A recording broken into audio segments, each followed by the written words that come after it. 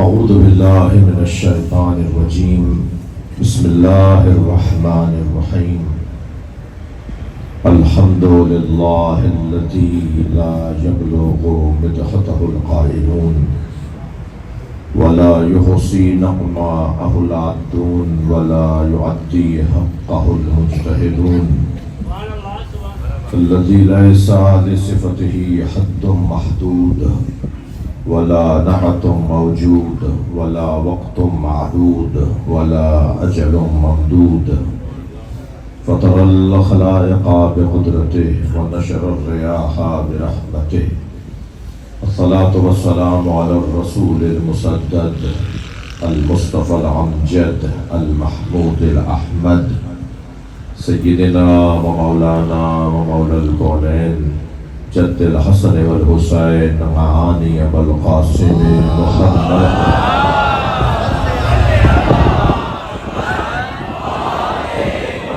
وآله الطيبين الطاهرين المعصومين الذين قال الله إنما يريد الله ليذهب عنكم الرجس أهل البيت ويطهركم تطهيرا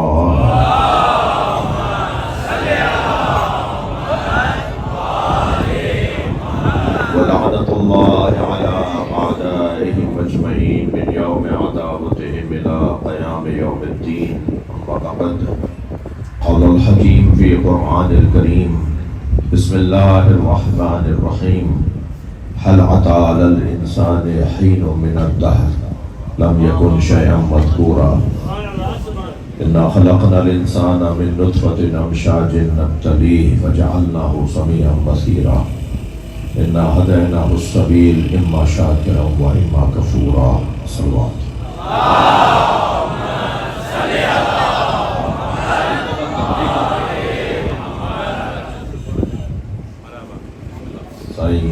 مطار و شاہ ان کی اہلیہ اس گھر کے تمام مرحومین ان کے فرزند آپ سب کے مرحومین شہداء ملت رحم اللہ من قرأ الفاتحہ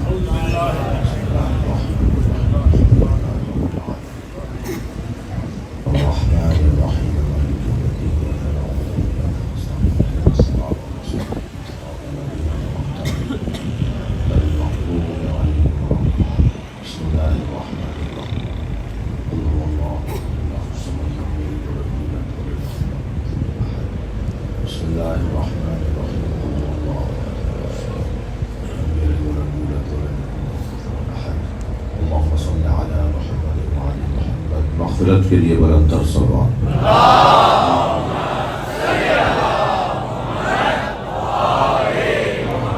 اس سے بلند صلوات دیا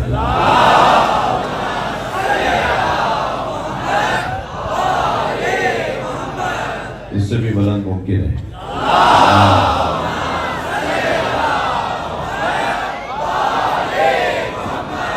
سورہ مبارکہ الدہر سورہ الانسان کی 3 آیتیں پڑھی ہیں، پہلی، دوسری اور تیسری آیت۔ ارشاد ہو رہا ہے هل أتى على الإنسان حين من الدهر لم يكن شيئا مذكورا، کیا انسان پر ایسا بھی کوئی وقت آیا جب وہ قابل ذکر نہیں تھا؟ یہ استفہام انکاری ہے، گویا اللہ اعلان کر رہا ہے کہ انسان پر ایسا کوئی وقت نہیں آیا جب وہ قابل ذکر نہیں تھا۔ انسان پر کوئی ایسا وقت نہیں آیا جب وہ قابل ذکر نہیں تھا۔ هل أتى على الإنسان حين من الدهر لم يكن شيئا مذكورا إنا خلقنا الإنسان من نطفة أمشاج نبتليه، ہم نے انسان کو ایک متحرک پانی سے بنایا ہے جو مختلف مرحلوں سے گزرتا ہوا فجعلناہ سمیعا بصیرا، ہم نے ہی اسے سننے والا اور دیکھنے والا بنایا۔ انا ہدیناہ السبیل اما شاکرا و اما کفورا، ہم نے اس انسان کو رستہ دکھا دیا ہے، اب یہ چاہے تو شاکر بنے اور چاہے تو کافر بنے۔ صلوات پڑھ لیں محمد و آلہ۔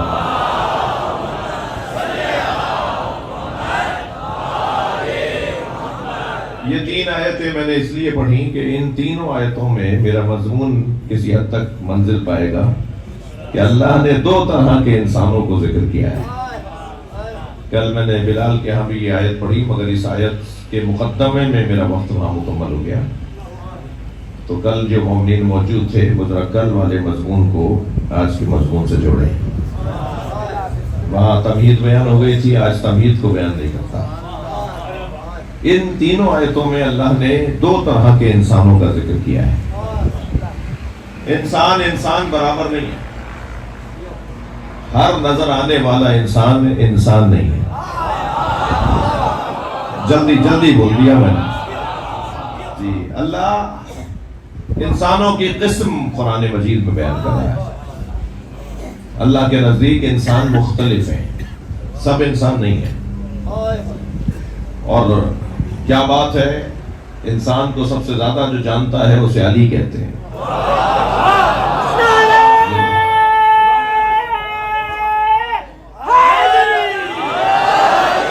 انسان کے بارے میں جتنی اچھی گفتگو، 7 پسندیدہ مضمون ہیں مولا علی کے۔ مولا علی کے 7 مضمون ہیں جو پسندیدہ ہیں۔ علی ان 7 موضوعوں پہ ایسے بولتے ہیں جیسے قرآن کی تفسیر کو بولنا چاہیے۔ قرآن کے ساتھ اگر علی مولا کا کلام نہ ہو تو قرآن آسمانی باتیں بن کے رہ جائے، زمینی حقائق نہ بنے۔ قرآن زمینی حقائق جب بنے گا جب مولا کائنات کا کلام نہج البلاغہ پڑھا جائے گا۔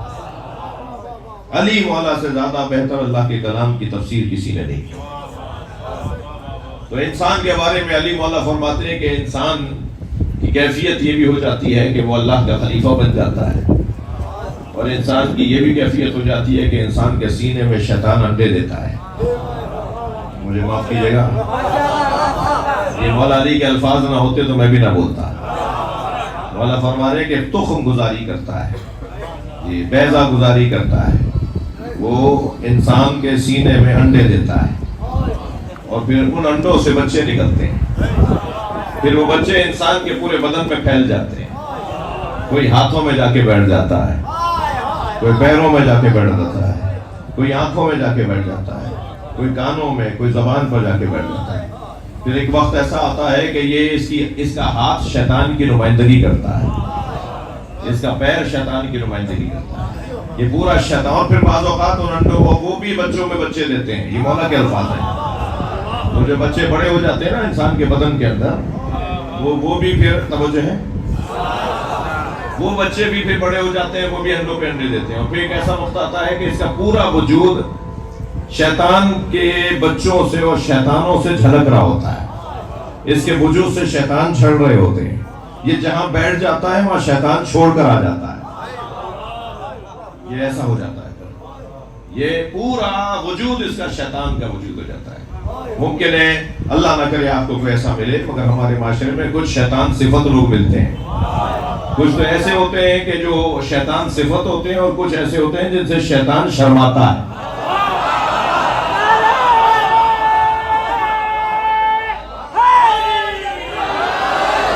کہتے ہیں نا شیطان بھی جس سے پناہ مانگے، شیطان بھی کہے بھائی یہ تو میرا بھی استاد ہے۔ ایسے بھی ہوتے ہیں۔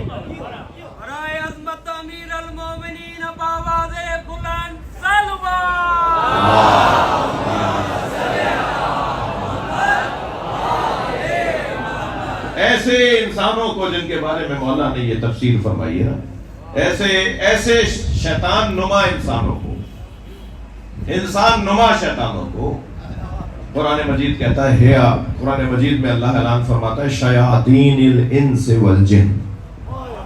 تمہیں کچھ جنی شیطان ملیں گے۔ شیطان جن ہے نا، جن شیطان تھا نا، شیطان جن ہے، اور شیطان کہلایا ابلیس ہونے کی وجہ سے۔ جی یہ ابلیس ہوا پھر شیطان کہلایا۔ اور ابلیس کسے کہتے ہیں؟ دھوکہ دینے والے کو، دھوکہ دینے والے کو ابلیس کہتے ہیں۔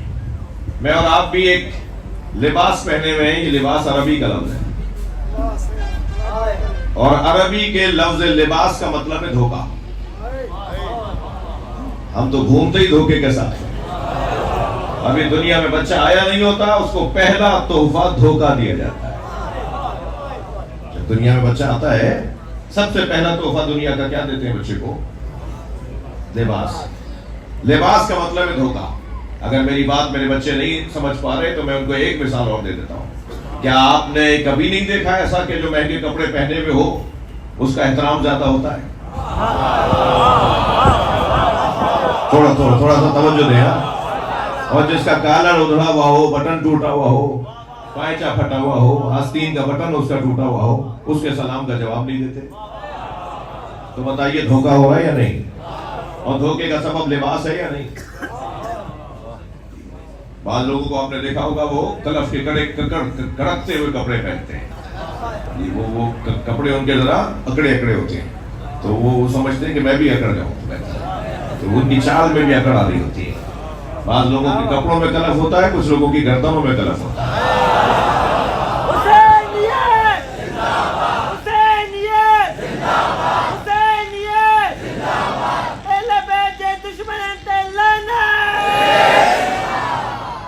توجہ کر لیا؟ تھوڑی سی بات آگے جائے تو یہ کچھ لوگ ہیں شیاطین. قرآن کہہ رہا ہے شیاطین الانس والجن. کچھ انسی شیطان ہوتے ہیں اور کچھ جنی شیطان ہوتے ہیں. اچھا، وہ میں نے ایک جملہ کہا کہ شیطان ابلیس ہوا. ابلیس دھوکہ دینے والے کو کہتے ہیں نا. تو دھوکہ دینے والا، اب یہ دھوکہ دینے والا لفظ تو ایسا ہے جیسے کسی اور کو دھوکہ دے رہا ہو، لیکن جو کسی اور کو دھوکہ دے رہا ہوتا ہے نا، وہ کسی کو دھوکہ دینے سے پہلے خود کو دھوکہ دیتا ہے، تبھی تو کسی کو اور کو دھوکہ دیتا ہے. وہ دھوکہ دینے والا پہلے خود کو دھوکہ دیتا ہے، تب کسی اور کو دھوکہ دیتا ہے. یہ بڑی گاڑی میں بیٹھنے والا سب سے پہلے تو خود کو دھوکہ دے رہا ہے نا کہ میں بڑا آدمی ہوں. یہ مہنگے گھر میں رہنے والا اور پھر پیدل چلنے والے کو اور جھونپڑی میں رہنے والے کو ذلیل سمجھنے والا. اب مولا علی فرما رہے ما لبست علی نفسی ولا لبس علی. آج تک علی نے خود کو دھوکہ نہیں دیا. جملہ میرے مولا کا پورا ترجمہ کرو. مولا فرما رہے آج تک علی نے خود کو دھوکہ نہیں دیا اور دنیا میں کوئی پیدا نہیں ہوا جو علی کو دھوکہ دے سکتا. صلوات پڑھ لیں محمد و آلہ.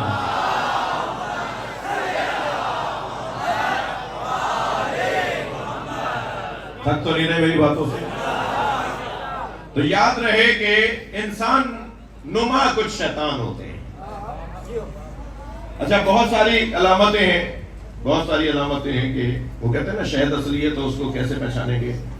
مثال کے طور پر فرض کیجئے کہ یہ دودھ خالص ہے تو کیسے پہچانیں گے. چیزوں کو بھی پہچاننے کی کچھ علامتیں ہوتی ہیں نا. ایسے ہی شیطان، انسان نما شیطانوں کو پہچاننے کی بھی کچھ نشانیاں ہیں. ممکن ہے ہمارے ساتھ رہتا ہو، ممکن ہے ہمارا بعض دوست بھی بن گیا ہو، ہم اتنے عرصے سے اس کے دوست ہیں مگر وہ تو شیطان ہے. تو کیسے پہچانیں گے؟ بہت ساری ایک لمبی لسٹ ہے. اس وقت میں اپنے جو اصلی مضمون ہے اس سے دور ہو جاؤں گا. وہ جو لسٹ ہے نا اس میں ایک صفت اور ایک شرط اور ایک علامت بتا دیتا ہوں جس سے اندازہ ہو کہ یہ شیطان ہے. اور اسے میرے عزیزوں، میں بچوں جوانوں سے کہہ رہا ہوں، خاص طور پہ تنظیمیں اور ادارے اور انجمنیں چلانے والوں سے کہہ رہا ہوں، ماتمی حلقے چلانے والوں سے کہہ رہا ہوں، یہ جو ایک صفت ہے نا شیطان نما، انسان نما شیطان کی، وہ ایک صفت کم سے کم آج کی مجلس کا پیغام لے جائیں. اور وہ صفت یہ ہے کہ جو مومن کو مومن سے لڑائے وہ شیطان ہے. صلوات پڑھیں محمد و آلہ.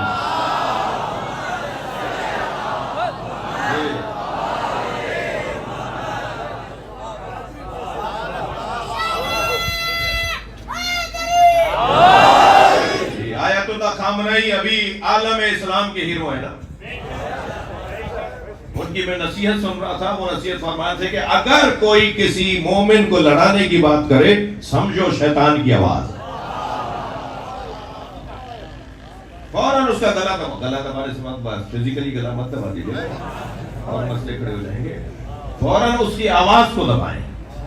جب آپ کے درمیان کوئی اس طرح کی بات کرے، کسی سے لڑنے کی اور اختلاف کی اور جھگڑے کی بات کرے اور دوریاں اور غلط فہمیاں پھیلائے اور اس کو ہوا دے، تو فوراً اس کی آواز کو وہاں دبا دو. خبردار کوئی اور بات کرو، ہمیں یہ بات پسند نہیں ہے جو کسی کے خلاف ہو رہی ہو.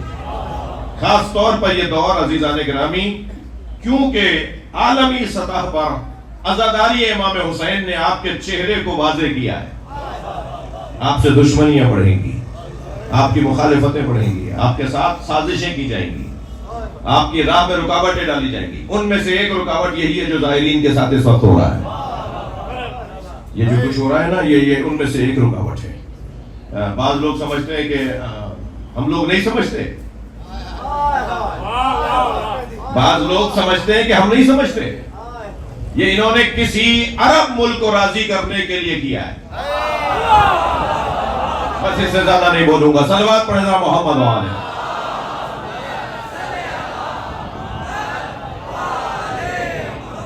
وہ ٹیسٹر لگایا جاتا ہے نا، دیکھو کرنٹ کتنا ہے جی۔ کرنٹ اگر آ رہا ہے تو پھر کہیں گے نہیں کسی اور موقع پر، اور کرنٹ اگر کمزور ہے تو کہا بھائی دبا دو، یہاں کوئی اپنا کام کر جاؤ۔ تو بہرحال بہت اچھا کرنٹ تو نہیں تھا ہمارے اندر۔ ایک صلوات پڑھیں محمد وآلہ۔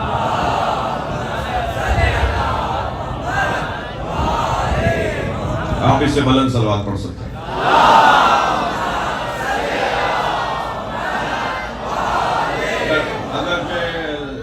اچھا جگہ تو نہیں ہے، مگر مجھے لگ رہا ہے کہ آپ ذرا تکلیف میں ہیں، تو آپ تھوڑا سا جگہ اور بنا سکیں گے ایک صلوات پڑھتے ہوئے تھوڑی سی۔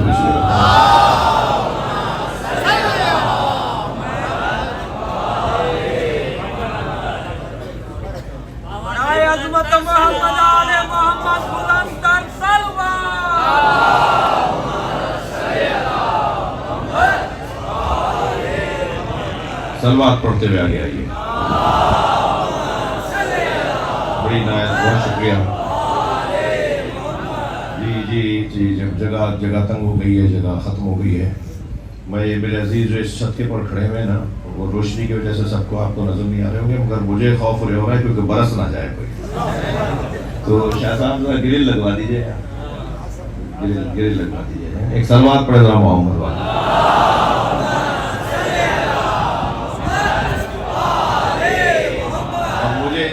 ان سے خوف ہو رہا ہے کیونکہ یہ پتہ نہیں کتنی مضبوط ٹین ہے، یہ چھت کتنی مضبوط، زیادہ مضبوط ہے۔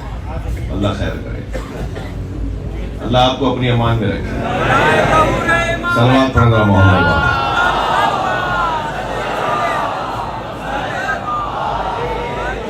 اور بلند صلوات۔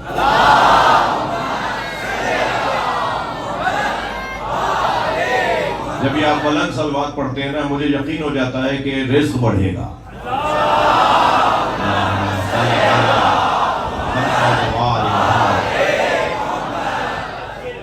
صلوات کے جو حدیث میں ہے نا، صلوات پڑھنے کے نتیجے، بلند صلوات پڑھنے کے جو نتیجے ہیں، ان میں سے ایک نتیجہ رزق کا بڑھنا ہے۔ بات آگے جائے تو قرآن نے ایک مرتبہ انسان کو شیطان کہا ہے، انسان کو شیطان کہا ہے، شیاطین الانس والجن۔ ایک مرتبہ قرآن نے انسان کو پتھر کہا ہے، پتھر، بلکہ کہا پتھر سے بھی سخت۔ پتھر کے اوپر بھی قطرہ پڑھ پڑھ کر نشان ڈال دیتا ہے۔ کچھ لوگ پتھر دل بھی نہیں ہوتے، پتھر سے بھی سخت ہوتے ہیں، ان پہ کسی بات کا کوئی اثر ہی نہیں ہوتا۔ کتنی اچھی بات کہہ لیں، کتنی نصیحت کر لیں، وہ اچھی باتوں کو ان کے اوپر کوئی فرق نہیں پڑتا۔ ڈوبے ہوئے ہوتے ہیں گناہوں میں، اترے ہوئے ہوتے ہیں غلاظتوں میں، ان کے اوپر کوئی فرق نہیں پڑتا۔ کچھ بھی کہہ لیجئے، کچھ بھی دیکھ لیجئے جی، یہ عقل حجارہ او اشد قسوہ، یہ پتھر ہیں، پتھروں سے زیادہ سخت ہیں۔ اللہ ان سے ناراضگی کا اظہار کر رہا ہے، یہ بھی انسان ہے۔ پھر ایک اور انسان کا ذکر ہوا جس میں اللہ نے اسے حیوان بولا ہے، انسان کو حیوان، جانور۔ ہم اعین لا یبصرون بہا، انہیں ہم نے آنکھیں دی مگر یہ دیکھتے نہیں ہیں۔ لہم آذان لا یسمعون بہا، ہم نے انہیں کان دیے یہ سنتے نہیں ہیں۔ لہم قلوب لا یفقہون بہا، ہم نے ان کو دل دیے مگر یہ سمجھتے نہیں ہیں۔ اولئک کالانعام، یہ جانور ہیں۔ اللہ نے کہا جانور کہیں ناراض نہ ہو جائے، وہ تو پھر بھی کچھ نہ کچھ سمجھتا ہے، وہ تو پھر بھی کچھ نہ کچھ دیکھتا ہے۔ لہذا اللہ نے فوراً کہا بل ہم اضل، یہ جانوروں سے بھی پست ہے جی۔ بعض لوگوں کو کتا کہنا بھی کتے کی توہین ہے، ہاں مجھے معاف کیجیے گا، بعض لوگوں کو جانور کہنا بھی جانور کی توہین ہے۔ کہہ گا جی جانور ان کو کب بنایا تھا جو آپ اسے جانور بول رہے ہیں؟ اسے تو آپ نے انسان بنایا تھا۔ پھر اللہ نے کہا او اس سے زیادہ بھی بل ہم ازل، اس سے بھی زیادہ، حیوانوں سے بھی زیادہ لوگ ہیں۔ حیوان بھی نہیں کہا جا سکتا ہے۔ یہ کون لوگ ہیں بھائی؟ کن کا تذکرہ ہو رہا ہے؟ اِنَّا خَلَقْنَا الْإِنسَانَ مِن نُطْفَةٍ أَمْشَاجٍ نَبْتَلِيهِ، یہ اس انسان کا ذکر ہو رہا ہے جسے متحرک پانی سے بنایا، اور متحرک پانی سے بنانے کے بعد اسے سننے والا اور دیکھنے والا بنایا۔ پھر اِنَّا هَدَيْنَاهُ السَّبِيلَ، اسے رستہ دکھایا تاکہ وہ شاکر بنے یا کافر بنے۔ اب جو شاکر بنے وہ اور ہیں، اور جو کافر بنے وہ اور۔ جو شاکر بننے والے ہیں وہ کون ہیں، اور جو کافر بننے والے ہیں، قرآن ہے بھائی، میں نہیں بول رہا۔ جو شاکر بننے والے ہیں وہ اور ہیں، جو کافر بننے والے ہیں وہ اور ہیں۔ وہ کون ہیں جو شاکر بنے؟ وہ ہیں جنہوں نے اس انسان کی پیروی کی جو ہمیشہ سے قابل ذکر تھا۔ وہ جو پہلی آیت کے اندر ذکر ہوا ہے نا، هَلْ أَتَىٰ عَلَى الْإِنسَانِ حِینٌ مِّنَ الدَّهْرِ لَمْ يَکُن شَیْئًا مَّذْکُورًا، کیا انسان پر کوئی ایسا وقت آیا جب وہ قابل ذکر نہیں تھا؟ اللہ کہہ رہا ہے انسان پر کوئی ایسا وقت نہیں آیا جب وہ قابل ذکر نہیں تھا۔ یہ انسان اور ہے۔ اور اِنَّا خَلَقْنَا الْإِنسَانَ مِن نُطْفَةٍ أَمْشَاجٍ، یہ انسان اور ہے۔ وہ انسان جو ہمیشہ سے قابل ذکر تھا وہ انسان اور ہے، اور جسے متحرک پانی سے بنایا گیا ہے وہ انسان اور ہے۔ وہ انسان اور ہے۔ اگر یہ اور نہیں ہوتے تو اللہ 2 دفعہ لفظ انسان استعمال نہ کرتا۔ وہاں انسان کے لیے فرمایا هَلْ أَتَىٰ عَلَى الْإِنسَانِ، ایک مرتبہ انسان، اِنَّا خَلَقْنَا الْإِنسَانَ، دوبارہ استعمال کیا انسان۔ جب ایک ہی انسان کی بات ہو رہی ہے تو بار بار انسان کیوں بول رہا ہے؟ یہ مفسرین نے لکھا ہے نا، میں تفسیر پڑھ رہا ہوں آپ کے سامنے، خاص طور پہ حضرت آیت اللہ جوادی عملی کی تفسیر پڑھ رہا ہوں جی۔ وہ انسان اور ہے جو ہمیشہ سے قابل ذکر تھا، کبھی ایسا وقت نہیں آیا جب وہ قابل ذکر نہ، وقت ہی نہیں تھا بھائی، وقت ہی نہیں تھا جب وہ تھا۔ وقت تو بنا ہے سورج کے بننے کے بعد، اور یہ اہل بیت بنے سورج بننے سے پہلے، یہ گھرانہ بنا ہے سب کچھ بننے سے پہلے۔ تو پھر حق ہے نہ کہا جائے کہ کوئی ایسا وقت نہیں آیا جب یہ قابل ذکر نہیں تھا، وقت ہی نہیں تھا۔ وقت بعد میں خلق ہوا ہے، پنجتن پہلے خلق ہوئے۔ چاند سورج زمین آسمان بعد میں بنے ہیں، 14 پہلے بنے۔ اچھا یہ پہلے سے تھے، ہمیشہ سے قابل ذکر تھے، قرآن ہے یہ، ہمیشہ سے قابل ذکر تھے۔ جب ہمیشہ سے قابل ذکر تھے تو جب کچھ نہیں تھا تو ان کا ذکر کون کرتا تھا؟ ان سے پہلے ان کا اللہ ہے جو ان کا ذکر کرتا، جو ہمیشہ سے ہے، جو ہمیشہ سے ہے، اس کا کوئی آغاز نہیں ہے، وہ ازلی ہے۔ اس ازلی اللہ نے، کمال مطلق نے، اپنے کمال ہی کمال کو جب دیکھا تو چاہا کہ یہ کمال پہچانا جائے۔ کنتو کنزن مخفیہ، میں چھپا ہوا خزانہ تھا۔ اللہ کہہ رہا ہے، یہ حدیث قدسی ہے، یہ کنتو کنزن مخفیہ، میں چھپا ہوا خزانہ تھا، فاحببت ان اعرف، میں نے چاہا کہ میں پہچانا جاؤں، فخلقتک یا محمد، اے محمد میں نے تمہیں بنایا۔ سرکار دو جہاں کو اللہ نے بنایا ہے تاکہ اللہ کی معرفت ہو، اور پھر جب نبی کا نور بنا دیا تو نبی کے نور کا ٹکڑا کیا، اس ٹکڑے کا نام علی رکھ دیا۔ اور میں انا و علی من نور واحد، میں اور علی ایک نور کے 2 حصے ہیں ہمارے 2 نام 2 وجود، مگر حقیقت ہماری ایک۔ نبی اور علی کی حقیقت ایک جیسی ہے، توجہ کر لیا ہونا؟ نبی اور مولا علی کی حقیقت ایک جیسی ہے۔ محمد کو ہی علی کہتے ہیں، علی کی ہی کو محمد کہتے ہیں۔ محمد بلندتر صلوات۔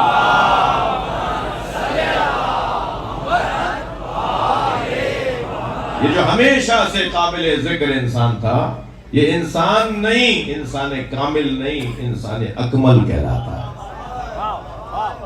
انسان تو ہمارے درمیان ہے، ہم لوگ ہیں، اس کی جو بڑی کیفیت ہے وہ انسان کامل ہے، اور انسان کامل کی جو آخری کیفیت ہے جس کے بعد اللہ ہے، جس انسان کے بعد درجہ اللہ کا ہے، اللہ ہی ہے، وہ انسان کامل نہیں، انسان اکمل کہلاتا ہے۔ اور انسان کامل اور انسان اکمل اور انسان کی تعریف کروں بھائی، میں اور آپ اگر یہ جاننا، پہلے بتائیے تھک تو نہیں رہے؟ جب میں اور آپ یہ جاننا چاہیں کہ ہم انسان بھی ہیں یا نہیں، تو ہمارے پاس فارمولا کیا ہے، ہمارے پاس قاعدہ قانون کیا ہے، ہمارے پاس کسوٹی کیا ہے؟ ہم کیسے پہچانیں گے کہ ہم انسان بھی ہے نہیں؟ جی، انسان اپنے آپ کو اگر پہچاننا چاہتا ہے کہ میں انسان ہوں یا نہیں، تو اس کی ایک کسوٹی ہے کہ اپنے آپ سے پوچھے، نفس لوامہ زندہ ہے؟ ایک نفس ہے نفس امارہ، ایک نفس ہے نفس امارہ، ایک نفس ہے نفس لوامہ، ایک نفس ہے نفس ملہمہ۔ نفسوں کی 6 قسمیں۔ وہ نفس کے جسے نفس امارہ کہتے ہیں، جس کو سوائے گناہ کے کسی چیز میں مزہ نہیں آتا، اسے مزہ ہی گناہ میں آتا ہے، اسے نماز میں مزہ نہیں آتا، اسے روزے میں مزہ نہیں آتا، اسے حج سے مزہ نہیں آتا، اسے زیارت سے مزہ نہیں آتا۔ جی، وہ مسلسل گناہوں سے لذت لینے والا، اور اتنی لذتوں گناہوں کی لذتیں لے لیتا ہے کہ پھر اسے کسی اور چیز میں لذت نہیں آتی، تھک گیا۔ آپ تھوڑا سا اپنے اوپر اس معنی میں غور کیجئے کہ ہم بعض کھانے کھاتے ہیں، اور جب پہلی دفعہ ہمارے سامنے لا کے رکھا گیا تھا تو ہم سے کھایا ہی نہیں گیا تھا، پھر آہستہ آہستہ ہم نے دوسری دفعہ کھایا، تیسری دفعہ کھایا، چوتھی دفعہ کھایا، 5ویں دفعہ کھایا، اب کہتے ہیں وہی لے کر آؤ۔ جیسے کھانوں کے ٹیسٹ بحال ہوتے ہیں نا، یہ 50 قسم کی ڈشیں اس وقت چل رہی ہیں، یہ پہلے دن ہی رائج نہیں ہوئی، یہ آہستہ آہستہ رائج ہوتی ہیں۔ جیسے کھانوں کے ٹیسٹ بحال ہوتے ہیں نا، ایسے عزیزان گرامی نیکیوں کے ٹیسٹ بحال ہوتے ہیں اور گناہوں کے ٹیسٹ بحال ہوتے ہیں۔ گناہ ایک دفعہ ہو جائے تو اسے آئندہ نہ ہونے کے لیے روکنا ہوگا، جی، تیسری دفعہ ہو جائے پھر روکنا ہوگا، ورنہ پھر ایک وقت آئے گا کہ عادی ہو جائے گا، پھر اسی کے اندر اس کا لطف آئے گا۔ ایسے ہی ثواب، ایسے ہی نیکی کا مسئلہ ہے۔ کیوں مزہ نہیں آ رہا نماز میں بعض لوگوں کو؟ اس لیے کہ اس نے اس کا ذائقہ بحال نہیں کیا۔ کیوں روزے میں؟ بھائی بعض لوگوں سے سال بھر بعد 2 رکعت نماز عید بھی نہیں پڑھی جاتی۔ آپ کے اور ہمارے اطراف میں ہوں گے، جی، 1 سال کے بعد 2 رکعت نماز عید الفطر آئی ہے، ناراض تو نہیں ہو رہا؟ 1 سال کے بعد نماز عید الضحیٰ آئی ہے، وہ بھی مسجد کا دروازہ چھو کے آ جاتے ہیں، مسجد کو چوم کے آ جاتے ہیں۔ اچھا، بیگمات بڑی سیانی ہو گئی ہیں، وہ کہتی ہیں سوئیاں تو جب کھلاؤں گی جب بتائیں گے کہ مولانا نے خطبہ کیا دیا۔ اب خطبہ تو وہ بتائے جو خطبہ سن کے آیا ہو، یہ تو خطبہ ہی سن کے نہیں آئے۔ بعض لوگوں سے سال بھر کی 2 رکعت نماز نہیں پڑھی جاتی، اور بعض لوگ رکوع میں آدھی رات گزار دیتے ہیں،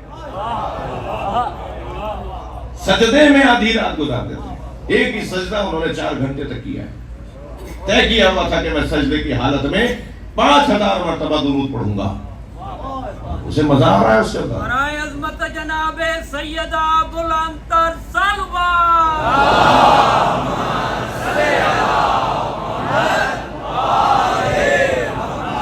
توجہ کر لیا آپ نے؟ سلوات پڑھوانے کے 2 مطلب ہوتے ہیں، ایک تو یہ کہ یا تو مضمون بدل دیجئے، اور ایک یہ کہ نہیں مضمون بہت اچھا ہے، ذرا لوگوں کو سوچنے بھی دیجئے۔ تو میں یہ دوسری والی نیت سمجھ رہا ہوں۔ ایک سلوات پڑھے محمد والے۔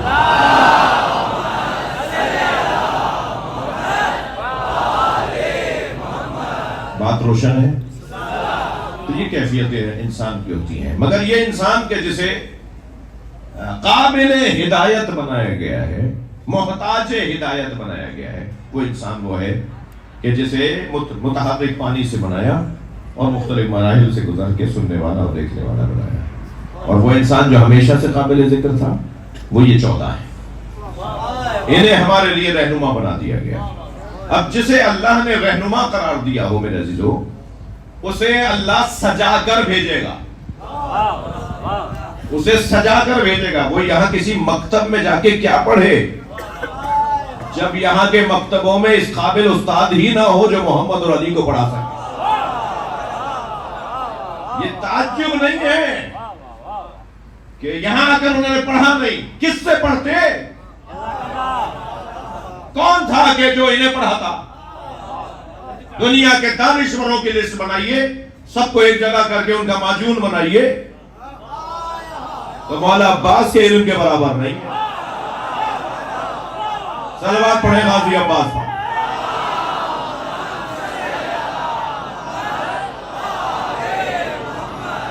کون پڑھاتا انہیں یہاں؟ سرکار دو جہاں کا معلم کون ہو سکتا تھا دنیا میں؟ مولا علی کو کون پڑھا سکتا تھا؟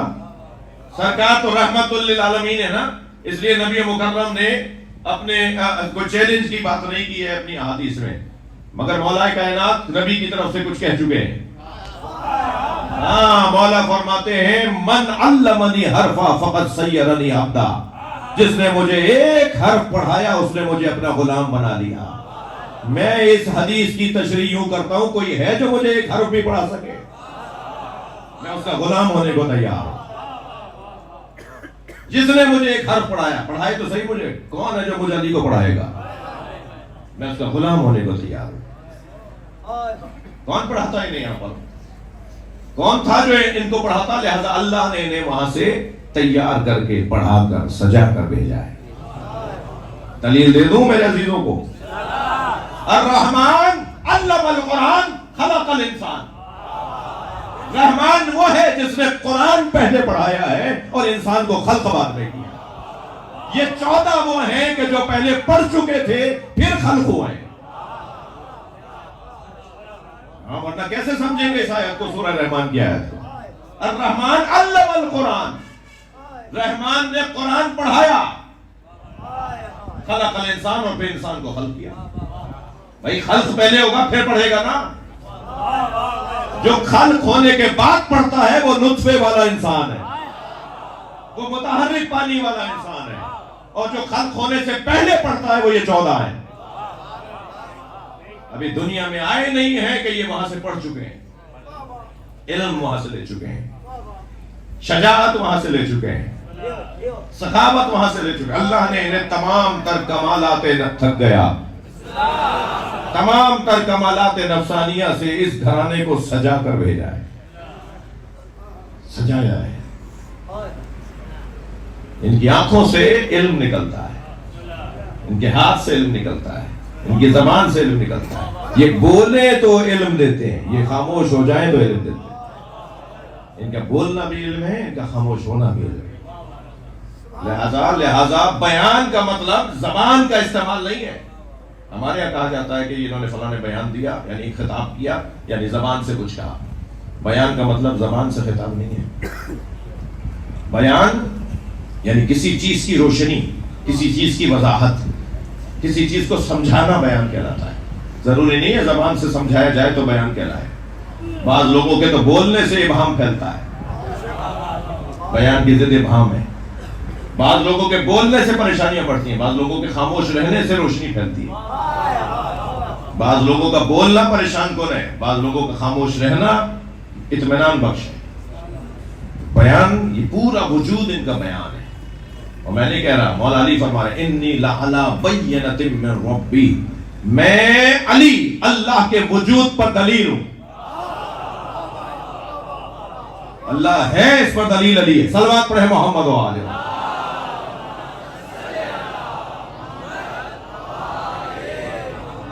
انی لعلی بینۃ من ربی۔ ایک اور سے بلند صلوات۔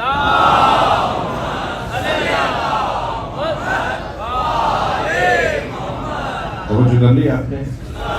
یہ جو وہاں سے سچ کر آئے ہیں، بن کر آئے ہیں، وہاں سے سنور کر آئے ہیں، وہاں سے آمادہ ہو کر آئے ہیں، جب وہاں سے سچ کر سکے تو نہیں ہے، جب وہاں سے بلال سچ کے اور سنور کے آئے ہیں نا، تو پھر گہوارے میں بھی علم بانٹیں گے۔ یہ گہوارے میں بھی ہوں گے نا تو علم کی بات کریں گے۔ میرے ساتھ میں امام موسیٰ کاظم علیہ السلام،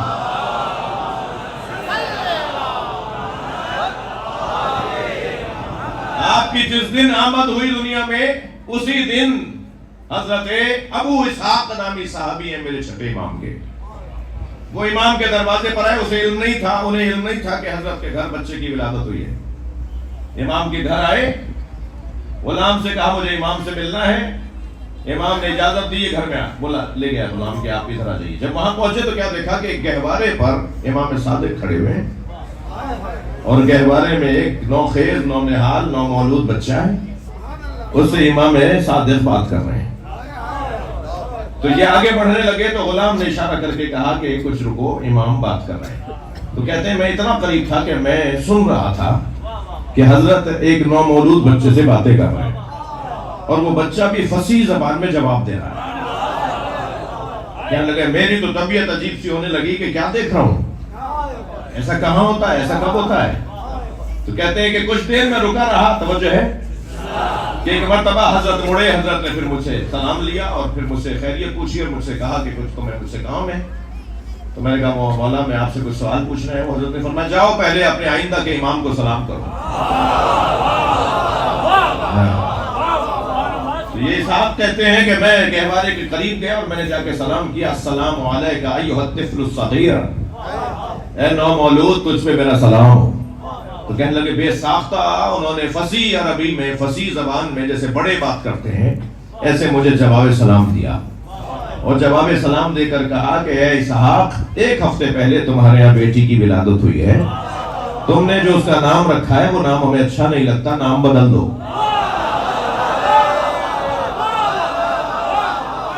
صلوات پڑھے محمد وآلہ.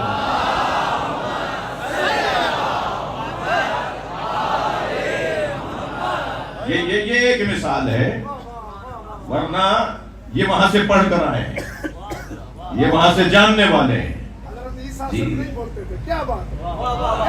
ہمارے لغاری صاحب نے دلیل دے دی, سامنے ہو تو ایسا ہو. حضرت عیسیٰ کی مثال تو معصوم کی مثال ہے نا, کہ گود میں بول رہے ہیں, گہوارے میں بول رہے ہیں. یعنی حضرت عیسیٰ ماں کی گود میں بولتے تھے, مسلمان یہ مان لیتا ہے, مگر عیسیٰ علیہ السلام جس کے پوتے کے پیچھے نماز پڑھیں گے وہ علی گہوارے میں بولتا تھا, مسلمان نہیں مانتا. صلوات پڑھے محمد وآلہ. حضرت عیسیٰ تو پھر بھی نبی ہے نا, معصوم ہے نا. ایک اور مثال دے دوں جو گود میں بولا, جبکہ وہ نہ نبی ہے نہ رسول ہے نہ امام ہے نہ معصوم ہے. زلیخا کی بہن کا بچہ, قرآن سورہ یوسف کے اندر اس بچے کا تذکرہ ہے جو ماں کی گود میں تھا اور حضرت یوسف کی عصمت پہ گواہی دے رہا. صلوات پڑھنے محمد وآلہ.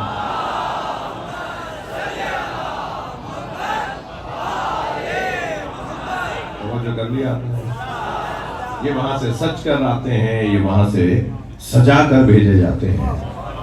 یہاں جب آتے ہیں تو ان کے وجود سے علم ٹپکتا ہے, جھڑتا ہے. یہ جہاں بیٹھ کر چلے جائیں نا وہ جگہ ہی نجف بن جاتی ہے. یہ جہاں بیٹھ کر چلے جائیں وہی مرکز علم بن جاتا ہے. ان کا جانا اس فضا کو عالم بنانا ہے. جی ایسا ہی ہے کہ وہ انسان ہے کہ جو ہمیشہ سے قابل ذکر تھا, اور یہ انسان اس انسان کے لیے رہنما ہے جو بنا ہے بعد میں مختلف مرحلوں سے. اب اس کی مرضی ہے یہ شاکر بنے, یہ مجمع شاکروں کا ہے نا,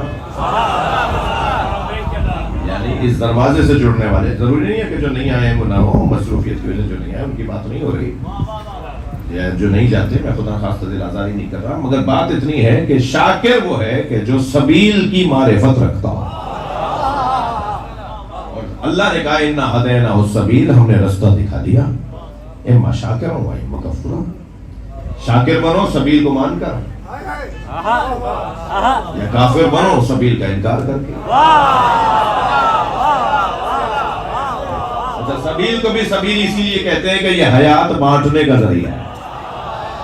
اور مولا علی کو سبیل قرآن میں کہا گیا ہے, اس سے مراد یہ ہے جس سے حیات ملتی ہو. مولا علی کو بھی قرآن میں سبیل کہا گیا ہے. وَيَقُولُ الْكَافِرُ يَا لَيْتَنِي لَمْ أَتَّخِذْ فُلَانًا خَلِيلًا. کاش میں نے سبیل کی پیروی کی ہوتی اور فلاں کو اپنا دوست نہ بنایا ہوتا.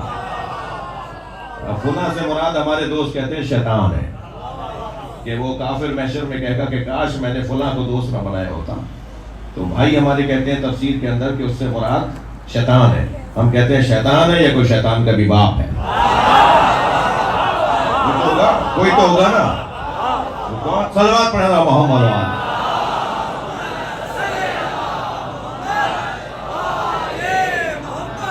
کہہ رہا ہے کاش ہم نے فلاں کو اپنا خلیل نہ بنایا ہوتا اور رسول اللہ کے ساتھ ہم نے سبیل کی پیروی کی ہوتی. ماں رسول سبیلا، ہم نے رسول کے ساتھ ایک سبیل کی بھی پیروی کی ہوتی. وہ رسول کے ساتھ سبیل کون ہے؟ اور تھوڑا سا ایک اور آیت اس آیت کے سہارے کے لیے پڑھ دیتا ہوں. فالذین آمنوا بہ وعذروہ ونصروہ واتبعوا نور الذی انزل معہ. وہ لوگ جو لوگ میرے نبی پر ایمان لائے، جنہوں نے میرے نبی کی تعظیم کی، جنہوں نے میرے نبی کی مدد کی، اور جنہوں نے اس نور کی اتباع کی جو نبی کے ساتھ آیا ہے. وہ نور کون ہے؟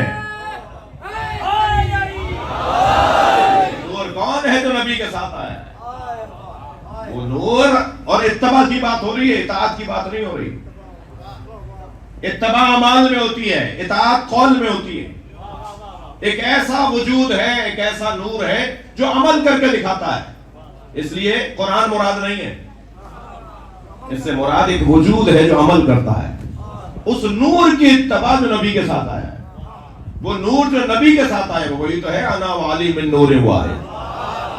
میں اور علی ایک نور کے دو حصے ہیں. نبی کے ساتھ اس نور کی اتباع کرنے والا کبھی بھی کفران نعمت کرنے والا نہیں کرے گا. بلائیے احباب کو، عزیزوں کو، دوستوں کو، پڑوسیوں کو ذکر اہل بیت کی محافل مجالس میں. شاید ایک جملہ اس بچے پہ اثر کر جائے، شاید آپ کا بیٹھنا اور آپ کا ساتھ لانا اس پہ اثر کر جائے، اور پھر وہ اس گھڑے سے پانی پینے کے بعد اس کا ذائقہ بحال ہو جائے. امام زمانہ بلند تر صلوات.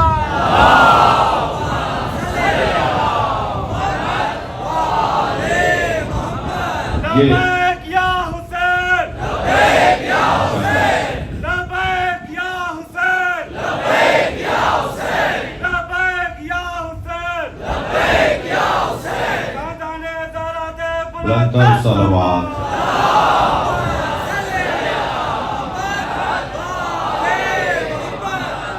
ان کا کمال ان کا صبر ہے.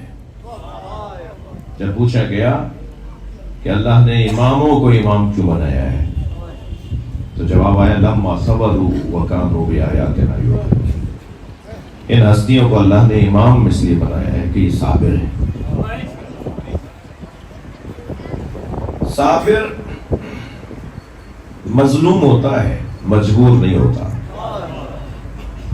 ضروری نہیں ہے کہ جو مظلوم ہو وہ مجبور بھی ہو، بلکہ جو ارادتاً صبر کر رہے ہوتے ہیں نا، طے شدہ صبر کر رہے ہوتے ہیں، وہ مجبور نہیں ہوتے. وہ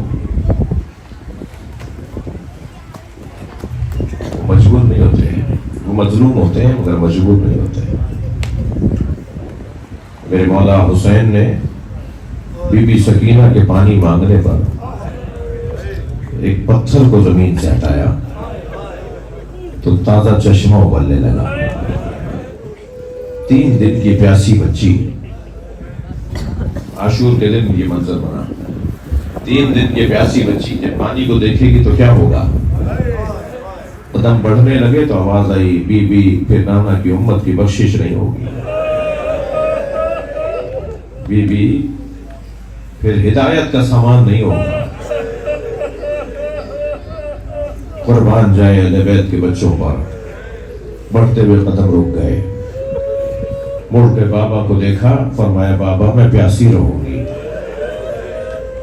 امام حسین نے وہ پتھر اپنی جگہ رکھ دیا، وہ بہتا ہوا پانی رک گیا.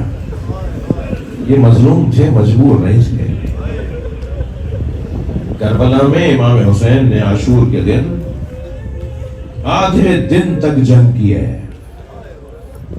اور جناب زینب فرماتی ہیں کہ ان آخر حسین لا یترک فی الکوفہ الا وفیہا باکر و باکیہ. میرے بھائی حسین نے کوفے کے ہر گھر میں جنازہ بھیجا ہے. اکیلے حسین نے اتنے دشمن مارے, اکیلے امام حسین نے اتنے دشمن مارے کہ ہر گھر میں بی بی فرماتی ہیں کہ میرے بھائی نے میت بھیجی ہے. اجرکم اللہ. اکیلے لڑ رہے تھے نا کربلا کے میدان میں, اور جب لڑ رہے تھے اور ایسا لڑ رہے تھے جیسے اکیلے علی لڑ رہے ہوں, اپنے بابا کے جوہر شجاعت دکھائے, فوجیں بھاگنے لگی, سپاہی ایک دوسرے سے مدد مانگنے لگے. عجیب روپ تھا امام حسین کا, ہر طرف سے امام حسین آتے نظر آتے تھے. یزیدی لشکر کے سپاہی بھاگتے تھے جس طرف, وہاں سے سامنے سے حسین نظر آتے تھے. امام حسین سے بچ کے دوسری طرف بھاگتے تھے تو سامنے سے امام حسین آتے نظر آتے تھے. تو آوازیں دے رہے تھے, بچاؤ ہمیں, بچاؤ, الامان الامان, کوئی بچائے. اور جب امام نے یہ منظر دیکھا نا تو خود کو گھوڑے کے پشت پہ کھڑا کر دیا اور پھر نہر کی طرف رک کر کے کہا, عباس دیکھو اپنے اکیلے مولا کی جنگ, عباس اپنے اکیلے مولا کی جنگ دیکھو. اور فرمایا تم کیسے جواب دو گے, تمہاری تو گردن کاٹ دی گئی. پھر دوبارہ جب حملے کا جواب دیا امام حسین نے, کچھ دیر بعد پھر یہی منظر بنا. اجرکم اللہ. کچھ دیر کے بعد پھر یہی منظر بنا تو پھر گھوڑے کے پشت پہ کھڑے ہو گئے اور گنج شہیداں جہاں لاشیں لالا کے رکھے تھے نا امام نے, گنج شہیداں کی طرف رخ کر کے کہا, اے میرے شہ سوارو, اے میرے اصحاب, آؤ آ کر اپنے اکیلے مولا کی جنگ دیکھو. اب کوئی نہیں ہے جو مجھے آفرین بولے, اب کوئی نہیں ہے جو مجھے آفرین بولے. اس کیفیت میں امام حسین اکیلے جنگ لڑ رہے تھے. ایک مسافر ہے جو 6 مہینے کے بعد کوفے میں آیا ہے. گیا ہوا تھا مکہ اور مدینہ کے سفروں پر, عمرے کے سفر پر. کوفہ جب داخل ہوا تو اس نے دیکھا کہ کوفے میں کوئی چہل پہل نظر نہیں آ رہی, کوئی مرد نظر نہیں آ رہا, کوئی بازار دکان کھلی نظر نہیں آ رہی. اپنے آپ سے کہنے لگا کوفے میں کوئی طاعون آ گیا, کوفے کے لوگ کہاں چلے گئے, کوئی وبا آ گئی, کوئی بیماری آ گئی, کوفہ چھوڑ کے سب چلے گئے, یہ کہاں چلے گئے, سناٹا کیوں ہے. سوچتا ہوا گھر میں داخل ہوا تو بیٹی نے استقبال کیا. بیٹی سے پوچھا, بیٹا کوفے والے کہاں گئے؟ کہ بابا آپ بھی دوبارہ سے گھوڑا تیار کریں. ایک فاصلے پر بیابان ہے جسے کرب و بلا کہتے ہیں, وہاں ایک باغی نے خروج کیا ہے اور حاکم کا اعلان یہ ہے کہ اگر باغی کو مارنے کے لیے نہ گئے تو پھر سزا دی جائے گی. بابا کہیں مخبری نہ ہو جائے کہ آپ گھر میں ہی تھے. اس کا نام ہے عبداللہ ابن عفیف ازدی. یہ کہتا ہے کہ میں نے پوچھا بیٹی سے, بیٹا اس باغی کا نام کیا ہے؟ تو کہا, بابا باغی کا نام نہیں بتایا جا رہا, بس اتنا کہا جا رہا ہے کہ سب جاؤ باغی کو مارنے. بابا آپ بھی چاہیے. وہ کہتا ہے مجھے اپنی جان اپنی آبرو عزیز تھی, میں نے دوبارہ گھوڑا تیار کیا اور میں بیٹھ کے روانہ ہونے لگا تو بیٹی نے رخصت کرتے ہوئے کہا, بابا جنگ پر جا رہے ہیں نا, اور جنگوں میں تو مال غنیمت بھی ملتا ہے. مال غنیمت میں اگر عقیق یمنی مل جائے, یمنی پتھر مل جائے تو میرے لیے لیتا آئیے گا. عبداللہ کہتا ہے میں کوفے سے کربلا روانہ ہوا اور جب کربلا پہنچا تو عاشور کا دن تھا, عصر کا وقت تھا. میں نے عجیب منظر دیکھا. ایک 56 سالہ بوڑھا زخمی ہے جس کا امامہ کھل کے اس کی گردن میں آ گیا ہے, جس کے بدن پہ بہت زخم لگ چکے ہیں, مگر اس کا جلال ایسا ہے وہ جہاں گھوڑا موڑتا ہے فوجیں بھاگتی ہیں. میں نے ایک بھاگتے ہوئے سپاہی سے پوچھا, تم ایک آدمی سے ڈرتے کیوں ہو, تم تو ہزاروں کی تعداد میں ہو, یہ تو اکیلا ہے. تو اس نے بھاگتے ہوئے کہا, اس کے ایک بھائی کا نام عباس تھا, یہ اکیلے بھی ہوتے ہیں تو لشکر ہوتے ہیں. کہتا ہے مجھے سمجھ میں نہیں آیا کہ آخر یہ ہے کون, مگر مجھے اتنا پتا تھا کہ یہ مر جائے گا تو جنگ ختم ہو جائے گی. اس کے سارے جوان مار دیے ہیں, اکیلا رہ گیا ہے. تو کہتا ہے میں نے اپنا گھوڑا اس کے گھوڑے کے پیچھے لگایا, تلوار نکال کر قریب پہنچ کر ارادہ کیا تھا کہ میں وار کروں. میں نے ارادہ کیا کہ وار کروں تو انہوں نے مڑ کے مجھے دیکھا اور کہا, عبداللہ قریب آؤ. کہتا ہے میرے ہاتھ پیر کانپنے لگے, یہ کون ہے جو میرے نام سے مجھے جانتا ہے. میں گھبرا کے رکا تو انہوں نے ہاتھ سے انگوٹھی اتاری اور کہا, یہ عقیق یمنی ہے, اپنی بیٹی کو جا کے دینا اور کہنا میں باغی نہیں ہوں, میں نبی کا نواسا حسین ہوں. اجرکم اللہ, اجرکم اللہ. آپ کی آوازیں بلند ہیں, اللہ آپ کو اجر و ثواب عطا فرمائے. عبداللہ مولا کے قدموں میں گر گیا, مولا آپ حسین؟ فرمایا, عبداللہ واپس چلے جاؤ, واپس چلے جاؤ. کہنے لگا, مولا میں آپ کو تنہا چھوڑ کے کیسے جاؤں؟ فرمایا, واپس چلے جاؤ, کچھ دن بعد میری بہن زینب آئے گی, انہیں چادریں لا کے دے دینا. نبی زادیہ بے مقنع چادر. اجرکم اللہ. اجرکم اللہ. رونے والوں پھر ایسا بھی وقت آیا کہ امام کے سینے پہ وہ تیر مارا جس کے 3 پھل تھے، امام کی کمر سے نکلنے لگا. وہ تیر امام کے بدن سے پار ہو کے کمر کی طرف آیا. امام نے چاہا کہ اسے باہر نکالے مگر وہ باہر نہیں آ رہا تھا، تو امام نے اس کی چوب کو، اس کی ڈنڈی کو توڑا. مگر پھر گھوڑے کو آواز دے کر کہا اب مجھ سے بیٹھا نہیں جا رہا، اے رہبار مجھے زمین کربلا پہ اتار دے. گھوڑے نے گھٹنے ٹیکے، امام زین سے زمین کی طرف آئے. رو رہے ہیں نا آپ کی آنکھوں میں آنسو ہے نا. جن کے مذہب میں رونا جائز ہے وہ تکلف نہ کریں. امام نے زین تو چھوڑ دی مگر زمین تک آنے میں بہت دیر لگی. تو تیروں پر معلق بدن رہا اور ادھر ذوالجناح امام حسین کے گرد چکر کاٹنے لگا، کسی کو قریب نہیں آنے دے رہا تھا. امام زمین کربلا پہ تھے، گھوڑا امام کی حفاظت کر رہا تھا. تو دور سے پسر ساتھ وہ قریب آ گیا تھا. امام جب گھوڑے سے گرے ہیں تو قریب آ کے دیکھ رہا تھا کہ ہو کیا رہا ہے، یعنی اپنے سپاہیوں کو بھیج رہا تھا کہ حسین کا سر کاٹ لو. لیکن جب اس نے دیکھا کہ گھوڑا چکر کاٹ رہا ہے، کسی کو قریب نہیں آنے دے رہا، تو اس نے کہا گھوڑے کو پکڑ کر لاؤ، میں نے اپنے بچپن میں نبی کو اس پہ بیٹھے دیکھا ہے. کوئی ذوالجناح کو تیر نہ مارے. عجیب مقتل کا صفحہ ہے. کہتا ہے کوئی ذوالجناح کو تیر نہ مارے، میں نے نبی کو اس پہ بیٹھے دیکھا ہے. یہ نبی کی سواری ہے، اسے تبرک کے طور پہ رکھوں گا. ہمارا رونا ہی اس بات پر ہے. تجھے نبی کی سواری یاد رہی، تجھے نبی کا سوار یاد نہیں رہا جو نبی کے دوش پر حسین بیٹھتا. سپاہی آگے بڑھے ذوالجناح کو پکڑنے کے لیے، مگر ذوالجناح نے 80 سپاہیوں کو جو قریب آتا تھا انہیں مارتا تھا. 80 سپاہیوں کو زخمی کیا. جب کسی کے قابو میں نہیں آ رہا تھا نا تو پھر پسر ساتھ کی آواز آئی چھوڑ دو اسے، پیچھے ہٹ جاؤ، دیکھو کرتا کیا ہے. جب گھوڑے نے دیکھا نا سپاہی پیچھے ہٹا رہے ہیں، واپس جا رہے ہیں، تو گھوڑے نے دائیں بائیں دیکھنا شروع کیا. اسے اندازہ ہوا حسین سے دور ہو گیا ہے، جہاں امام کو اتارا تھا نا وہاں سے دور ہو گیا ہے. تو دوڑا اسی طرف جہاں امام کو اتارا تھا، مگر اسے آنے میں دیر ہو گئی تھی. امام کا سر کاٹا جا چکا تھا، امام کی رگوں سے خون نکل رہا تھا. اس نے اپنی پیشانی کو حسین کے خون سے رنگین کیا اور ایسے پیر مارنے لگا جیسے ماتم کر رہا ہو، آوازیں نکالنے لگا جیسے نوحے پڑھ رہا ہو. ماتم کرتا، نوحے پڑھتا، یہ دوڑا ہے خیموں کی طرف. اجرکم اللہ، اجرکم اللہ. یہ مجلس جناب سکینہ کی شہادت کی مجلس ہے نا. ذوالجناح دوڑا ہے خیموں کی طرف. سنیں گے بیٹیوں والے لوگ بیٹھے ہیں نا، آپ کے گھروں میں بیٹیاں ہیں نا، آپ کی بیٹیوں باپ سے بڑا پیار کرتی ہیں اور باپ بھی بیٹیوں سے بڑا لپٹتے ہیں. میں نے کربلا کے مقتل میں دیکھا ہے ذوالجناح خیموں کے درمیان چکر کاٹ رہا تھا، ڈھونڈ رہا تھا سکینہ کہاں ہے، اور اسی خیمے پہ جا کے رکا جس میں سکینہ بی بی تھی. اور پیر مارنے لگا تو بی بی سکینہ کو آواز آئی کہ بابا کا گھوڑا آ گیا ہے. اور بی بی باہر آئی تو گھوڑا گردن جھکاتا چلا گیا. جناب سکینہ نے گھوڑے کی گردن پہ ہاتھ رکھا. سنیں گے کیا کہا؟ بی بی نے کیا فرمایا؟ گھوڑے سے فرمایا اے میرے بابا کے گھوڑے، یا جواد آبی حل سقیا ابھی ہم قتلا چانا. اے میرے بابا کے بابا وفا گھوڑے، مجھے اتنا بتا پانی پلا کر مارا؟ میرا بابا پیاسا بہت تھا. ہو گئی مجلس، آوازیں بلند ہو گئی. چلیے میرے ساتھ. حسین کے سینے پہ سونے والی سکینہ زندان شام میں دم گھٹنے سے شہید ہو گئی. ننھی سی بچی کا جنازہ زندان شام میں آوازیں دیتی رہی بابا بابا. جب جناب سکینہ کے رونے کی آواز بلند ہوئی تو دربار سے سر حسین بھیج دیا گیا. اور جب سر لا کے رکھا، جناب سکینہ نے بابا کا سر دیکھا تو اپنی گود میں لے لیا اور سر کو دیکھ کے فرمانے لگی بابا آپ کی رگیں کس نے کاٹی ہیں؟